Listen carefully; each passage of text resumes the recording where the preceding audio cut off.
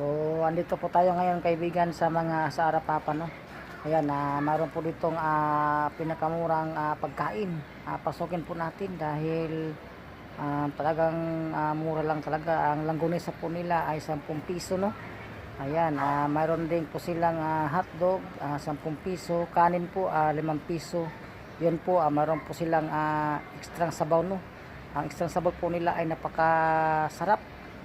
So ngayon kaibigan, tayo po ay subukan nating kumain doon kung totoo ba ang kanilang presyo ay napakamura.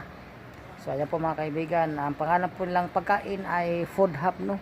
Ayan po ay napakarami pong kumakain ng mga tao dahil mura lang po ang kanilang pagkain. So ayan po mga kaibigan, pasukin na po natin.